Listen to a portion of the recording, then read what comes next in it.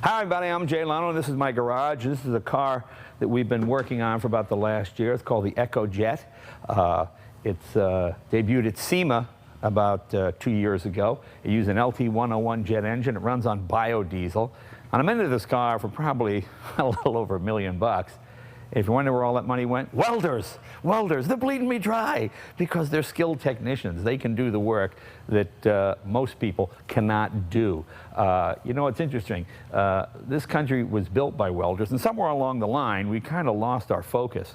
I guess it's cool to sit in a little cubicle and make 80 grand a year pushing a computer, or you can actually do something that actually helps the country, fix our infrastructure, build bridges. You know, the whole country has fallen apart because we've lost some of the basics of what made this country great. You know, when you see welders now, they have this color hair. They probably don't have the black thing in the front, but it's mostly all gray. And what we need are young people that want to do this job. And you can make a lot of money doing this job. I know how much welders charge me. I mean, look at the welding that we've done on this chassis here for the EcoJet. Beautiful job. This is skill. It's a skill as much as anything else in this country. But for some reason, I don't know where working with our hands suddenly became a detriment. You know, we didn't win World War II only because we had the best soldiers. We won also because we could turn out a plane, a Liberator, a B-17 every 55 minutes. We could actually make airplanes quicker than they could shoot them down. And that's one of the reasons, because we had skilled people, young people, 18, 19, 20 years old, that were making airplanes. Now those same guys are still making airplanes, except they're 80, 90 years old. But we need to have them pass it on down to you guys. You know, this is a skill. It's a skill that will become even more and more needed as we go along. So I tell people, you know, check out the American Welding Society. Go to their website. You can make a good living, and you can become a rich person. And you can bleed people like me dry, because I need you.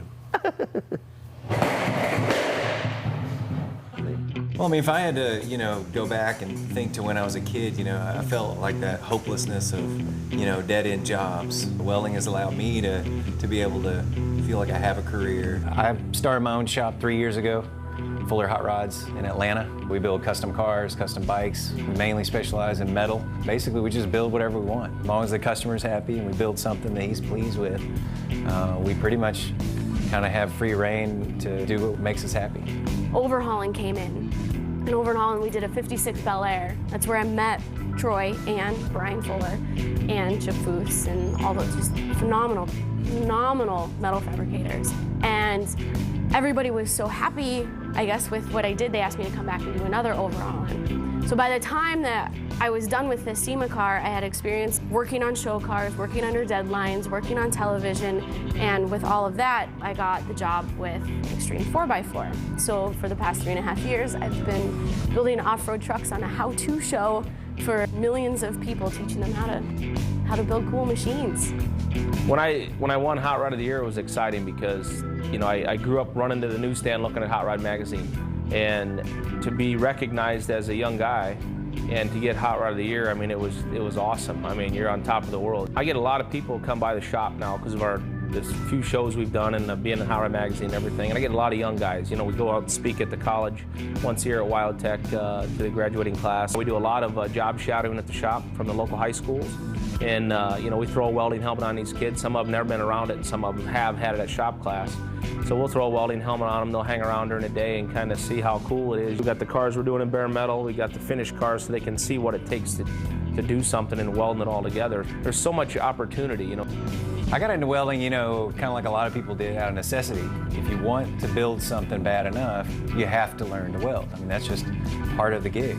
And eventually I ended up in a tech school where I was actually taught and trained on, you know, how to MIG, how to TIG, how to gas. It's been a great experience, and it's just, you know, really allowed me to be able to build what I want to build. You know, even my classmates from WyoTech, not all of them have gone down the automotive field. A lot of them are working with structural, like building buildings and skyscrapers, like with all these new condos booming up. There's a couple guys that are doing art. A few guys have gone up to work on the pipeline, and those guys make a killing. They make good money, they have time to play, and they're happy. There's very good money to be made in the industry, you know, whether you're welding cars together, bikes, high rises, whatever, you know, it's the same thing. I enjoy the freedom and the creativity to be able to build whatever you want. And that's what welding allows you to do, is you make something and you can put it together. When I talk to employers, they constantly tell me, they say, some of the best welders I have ever had are women. They just have that patience, they have that rhythm, they have the attention to detail. There should be no fear for women getting in the welding industry at all. My grandfather was a pipe fitter, and he was the old guy that everybody, go have Johnny weld it. I spent a lot of time brazing pop cans together in there, and taking a wire brush with a piece of pipe hook that came off the Titanic, clean that up, we're gonna make a basketball pole. You'd scrub on it for days and things chrome, and I'm like, is that good enough? No, not good enough, never good enough. So, and that's what I tell my guys at the shop. If you're cleaning the shop up or you're buffing that $2 million Riddler car, it's the same job to me.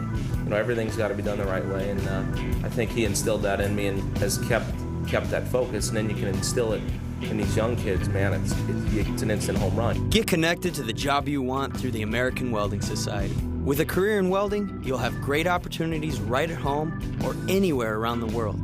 Decide where you want to be, and welding will get you there. Transportation, manufacturing, power creation, and delivery, the list goes on. Every aspect of our daily lives is affected and made better by welding. So, skilled welders are always in high demand. Welding careers offer excellent opportunities to make great money in the exciting field of your choice. So, if you want a career that combines hands-on skill with creativity, take the first step by visiting AWS.org.